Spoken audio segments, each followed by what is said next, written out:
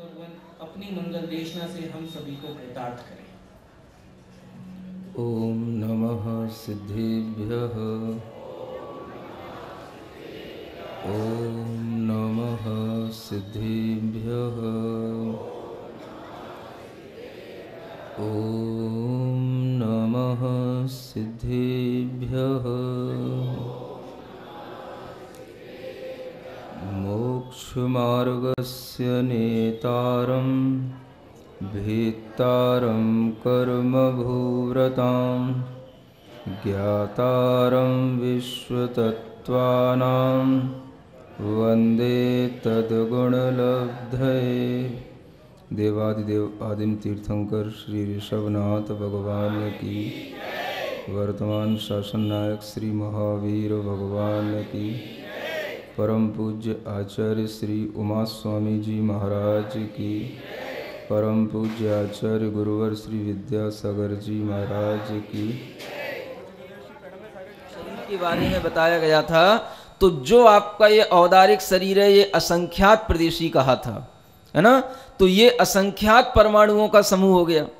जो आपका कार्बन और तेजस शरीर है वो अनंत परमाणुओं का शरीर वाला शरीर है, तो वह अनंत परमाणुओं का पुद्गल हो गया। और संख्यात वाला तो कोई भी हो सकता है।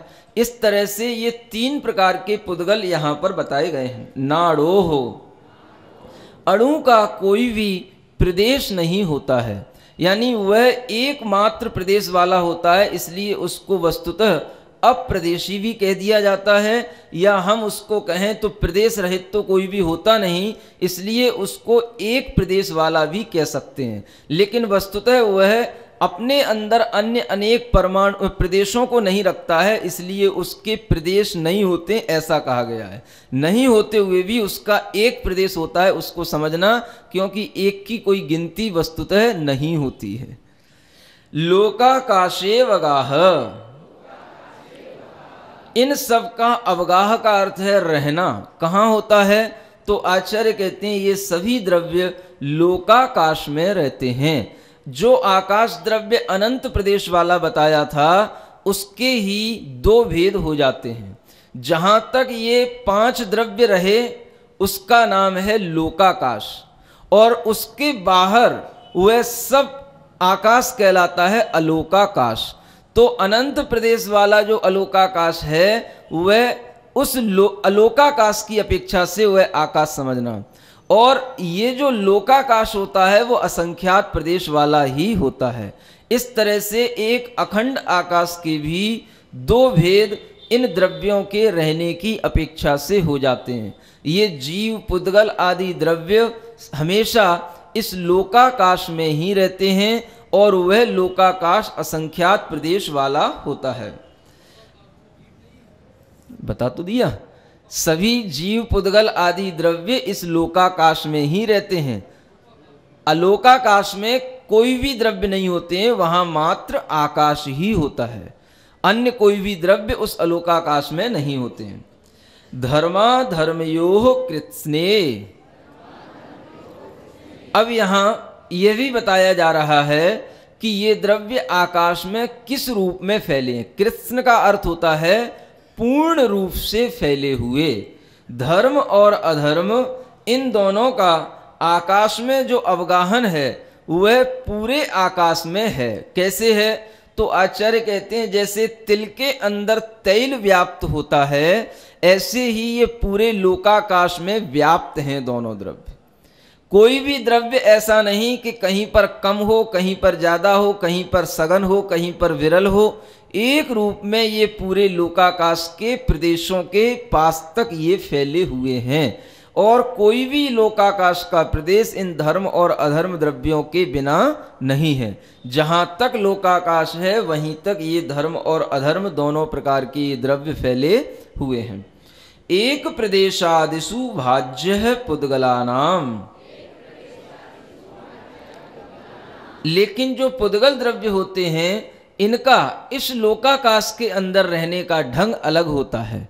ये धर्म और अधर्म द्रव्य तो पूरे उसमें फैले हुए हैं, लेकिन ये जो पुद्गल द्रव्य हैं ये कहीं पर एक प्रदेश का वाला भी पुद्गल द्रव्य हो सकता है, एक परमाणु वाला, और उसको आदि लेकर के, माने उससे प्रारंभ करके अनेक प्रकार के संख्यात, असंख्यात और अनंत पुद्गलों के प्रदेश वाले भी वह पुद्गल द्रव्य हो सकते हैं, जो कि यहाँ पर आपको इन पुद्गलों के द्वारा बताया गया है। असंख्येय भागादिषु जीवानाम, इसका अर्थ हम यह भी समझ सकते हैं कि जो पुद्गलों के बारे में ऊपर बताया है वह पुद्गल आकाश के एक प्रदेश में रहने वाला भी एक द्रव्य हो सकता है, और उसी आकाश के एक प्रदेश में अनेक पुद्गल परमाणु भी रह सकते हैं, ये भी इसमें बताया जाता है। और जीव द्रव्य जब भी रहेगा तो वह कभी भी आकाश के एक प्रदेश पर नहीं रह सकता, वह उस लोकाकाश का असंख्यातवां भाग अवश्य घेरेगा, उस लोकाकाश के असंख्यात प्रदेशों में अवश्य रहेगा, और उसी असंख्यात प्रदेशों को आदि करके वह जीव लोकाकाश के जो और अन्य असंख्यात भाग हैं उनमें भी वह जीव द्रव्य फैल सकता है।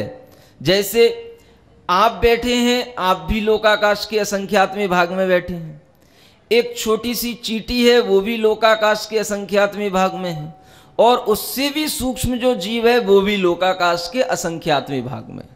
तो ये लोकाकाश के असंख्यातवें भाग के कई भेद हैं, इसलिए यहाँ पर असंख्य भाग आदिशु, आदि शब्द जो लगाया है वह इसीलिए है कि आदि का मतलब हम उस जीव का विस्तार लोक के असंख्यातवें भागों में और अधिक अधिक करते जा सकते हैं।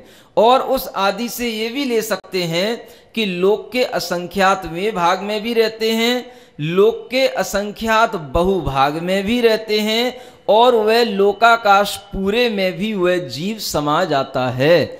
जब कभी केवली समुद्घात होता है, कभी आपने सुना हो केवली भगवान समुद्घात करते हैं, अपने पूर्ण सभी प्रदेशों को इस पूरे लोकाकाश में फैला देते हैं, तो वही एक ऐसा समय होता है जब उन केवली भगवान की आत्मा के प्रत्येक प्रदेश लोकाकाश के एक एक प्रदेश पर स्थित हो जाते हैं, और उस समय पर ही वह गणना हमें समझ में आ जाती है कि वह लोकाकाश के असंख्यातवें भाग में और लोकाकाश के जो असंख्यात प्रदेश हैं इन जीव द्रव्य में और उस असंख्यात प्रदेश में कोई अंतर नहीं है। जितने एक जीव के प्रदेश हैं उतने ही लोकाकाश के वह प्रदेश हैं, ऐसा भी उससे हम जान लेते हैं। प्रदेश संहार विसर्पाभ्याम प्रदीपवत, आचार्य महाराज यहाँ एक शंका का निवारण कर रहे हैं। आपके मन में एक शंका हो सकती है कि लोकाकाश के तो असंख्यात ही प्रदेश हैं, जबकि जीव द्रव्य तो अनंत होते हैं और एक एक द्रव्य के असंख्यात प्रदेश हैं। तो असंख्यात प्रदेश वाले ऐसे अनंत जीव द्रव्य इस एक असंख्यात प्रदेशी लोकाकाश में कैसे रह सकते हैं? और उसके साथ में वह पुद्गल द्रव्य भी रह रहा है, अन्य धर्मादि द्रव्य भी रह रहे हैं। तो आचार्य कहते हैं उन द्रव्यों के रहने की एक अवगाहन शक्ति होती है, और वे द्रव्य चूंकि सूक्ष्म रूप से हैं इसलिए सूक्ष्म द्रव्य अपने अंदर दूसरे द्रव्यों को भी अवगाहन देता है। अगर हम जीव द्रव्य की बात करें तो वह जीव द्रव्य भी दो प्रकार के होते हैं, एक बादर और एक सूक्ष्म। बादर वह कहलाते हैं जो दूसरे जीव से बाधित होते हैं और दूसरे जीव को बाधा उत्पन्न करते हैं, और सूक्ष्म वह कहलाते हैं जो किसी से बाधित नहीं होते और किसी को बाधा भी उत्पन्न नहीं करते। तो सूक्ष्म जीवों का तो अवगाहन उसमें रह ही सकता है, लेकिन बादर जीव भी अनंत जीव भी इस एक असंख्यात प्रदेशी लोकाकाश में रह जाते हैं, क्योंकि उन जीवों के अंदर क्या होता है? प्रदेश संहार विसर्पाभ्याम, उनके प्रदेशों का संगरण और विसर्पण, यानी कि प्रदेशों का संकोच और विस्तार ये होता रहता है। ऐसा नहीं कि एक जीव ने जितना स्थान जितनी काया एक बार घेर ली तो वह उतनी ही काया वाला हमेशा बना रहेगा। आपकी ही आत्मा जब चींटी के शरीर में जाएगी तो वह चींटी के शरीर बराबर आत्मा वाला वह जीव कहलाएगा। और जब आपकी आत्मा निकल करके हाथी के शरीर में प्रवेश करती है या हाथी का शरीर वह आत्मा धारण करती है, तो उस समय पर उसके प्रदेश फैल करके हाथी के शरीर के बराबर हो जाते हैं। तो ये प्रदेशों में संकोच और विस्तार का स्वभाव होता है, जैसे कि दीपक का स्वभाव होता है। कैसा होता है? दीपक को अगर हम छोटे से बर्तन में रख दें तो वो उतने ही स्थान को प्रकाशित करेगा। दीपक को यदि हम किसी बड़े बर्तन में रख दें तो वह उतने स्थान को प्रकाशित कर देगा। दीपक का जिस तरह से वह प्रकाश का संकोच विस्तार स्वभाव है, ऐसे ही आत्मा के प्रदेशों का होता है। गति स्थिति उपग्रहो धर्मा धर्मयो रूपकारः। अब यहां पर द्रव्यों के उपकार का वर्णन किया जा रहा है। धर्म अधर्म आदि ये द्रव्य वैसे तो निष्क्रिय हैं। कैसे हैं? निष्क्रिय हैं, लेकिन निष्क्रिय होते हुए भी ये हमारे ऊपर उपकार कर रहे हैं। कैसे कर रहे हैं? तो आचार्य कहते हैं धर्म द्रव्य जो गतिमान जीव और पुद्गल हैं उनकी गति में सहायक होता है। जीव भी और पुद्गल भी जो गति करते हैं उनकी गति में सहायक यह धर्म द्रव्य है। अब इस धर्म द्रव्य को हम देख नहीं सकते, लेकिन जब भी हम चलते हैं तो हमारे चलने के लिए एक कुछ ना कुछ मीडियम होना चाहिए। वर्तमान का विज्ञान भी इस बात को स्वीकार करता है कि इस ब्रह्मांड के अंदर कुछ ऐसा द्रव्य फैला हुआ है जो हमें चलने में सहायता देता है। इसको वैज्ञानिकों ने भी स्वीकार किया, यानी कि आइंस्टाइन जैसे वैज्ञानिकों ने भी इस बात को स्वीकार किया है। और उन वैज्ञानिकों ने एक द्रव्य की परिकल्पना की। वह कल्पना इसलिए क्योंकि वह किसी ना किसी रूप में उस द्रव्य को आपको बताना है, तो उन्होंने एक द्रव्य बताया ईथर। ईथर द्रव्य की उन्होंने परिकल्पना की जो इस पूरे ब्रह्मांड में फैला हुआ रहता है। वह स्वयं तो निष्क्रिय होता है लेकिन हमें चलने में सहायता पैदा करता है। तो हम उससे ये समझ सकते हैं कि उन्होंने ये द्रव्य की परिकल्पना जो की है वो हो सकता है कि उन वैज्ञानिकों के अंदर भी कुछ ये भाव इसी जैन दर्शन के अंदर के धर्म द्रव्य को पढ़ करके आया हो। लेकिन जिस तरह से अभी धर्म द्रव्य को यहाँ बताया गया है, विज्ञान कभी उसको उस रूप में स्वीकार नहीं करेगा। वो इसलिए नहीं करेगा क्योंकि विज्ञान उसी को स्वीकार करता है जिसे वो देख सकता हो, और ये चीज कभी देखने में आती नहीं है। ये किनके देखने में आएगी? तो आचार्य कहते हैं ये केवल ज्ञानी भगवान के केवल ज्ञान में ही दिखेगी। बाकी आपके मति श्रुत ज्ञान में दिखने वाले द्रव्य नहीं हैं। इसलिए अपने को ये श्रद्धान करके ज्ञान करना और उनकी जिस प्रकार से परिकल्पना हो उन्हें करते देना। लेकिन आपसे अगर उनकी परिकल्पना कुछ मैच कर जाए तो ठीक, और नहीं कर जाए तो और अपने अंदर विश्वास बनाना कि अभी विज्ञान इस मामले में बहुत पीछे है। ये धर्म द्रव्य का उपकार। अधर्म द्रव्य भी इसी प्रकार से, वह जब हम चलने के बाद रुक जाते हैं तो रुकने में सहायता करने वाला द्रव्य कहलाता है अधर्म द्रव्य। वस्तुतः हम यहाँ पर बैठे हैं, हमें लगता है कि हम अपने कारण से बैठे हैं, लेकिन उसमें भी एक बीच में मीडियम है हमारे लिए बैठने के लिए, जो हमें उपकार कर रहा है स्थिति के रूप में। नहीं तो हम यहाँ पर बैठे बैठे भी तैरते।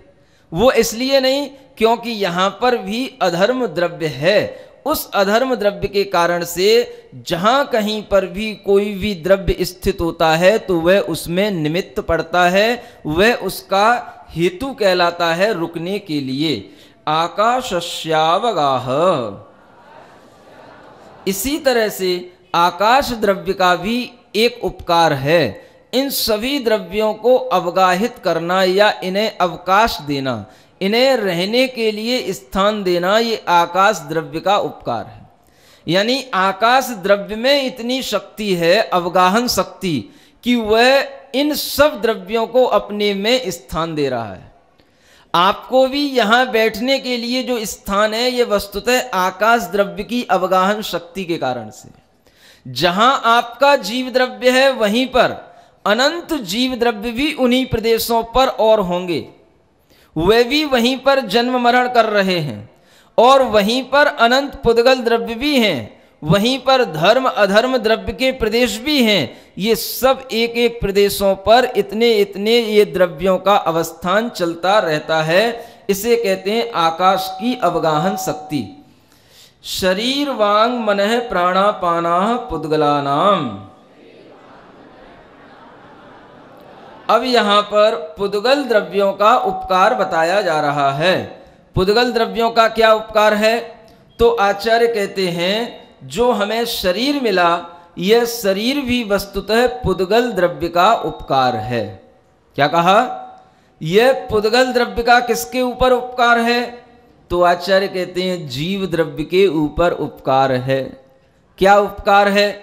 ये पुद्गल के कारण से ही आपका वह शरीर पंचेंद्रिय है।